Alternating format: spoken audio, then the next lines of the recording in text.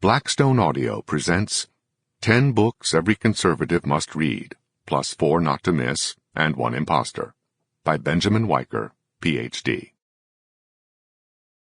For Brian and Troy, who dug us out of the snow, and for Carter, who kept us in hay. Such is the stuff of real community. Introduction. Why these books and not...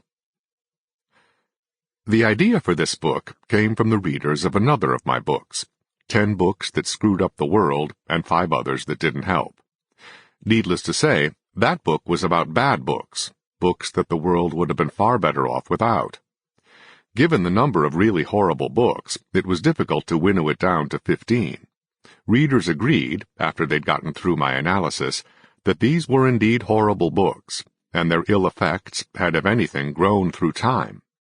In fact, one of the most important of the criteria in choosing them, from Machiavelli's The Prince and Thomas Hobbes's Leviathan to Marx's Communist Manifesto, Alfred Kinsey's Sexual Behavior in the Human Male, and Betty Friedan's Feminine Mystique, is that their baneful influence continues to form so many aspects of our culture.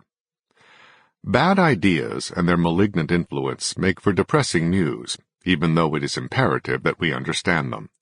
So, one of the most frequently asked questions from interviewers and readers was, why don't you write a book about good books?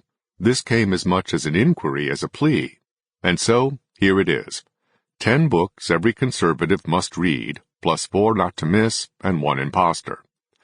Here are the good books, the books which, if taken with the utmost seriousness, could transform a rotting culture into a blossoming one. I have no doubt that the most frequently asked question I'll have to answer about this book is, why didn't you include... Notice, it's not really a question, but as the exclamation point at the end suggests, an incredulous outcry that I didn't include a certain favorite conservative book among the 10 books every conservative must read, plus 4 not to miss and 1 imposter. When it is discovered that the imposter is Ayn Rand's Atlas Shrugged, I'm sure I'll hear even more howls of indignation. So a bit of explanation is due right at the get-go. Let's leave the question of Rand's status on the side for a moment and deal with the whole business of my choice of books that every conservative must read. As with 10 books that screwed up the world, it was extremely difficult to whittle the list down. But it's not the point of my book simply to provide a list, long or short, of books to read.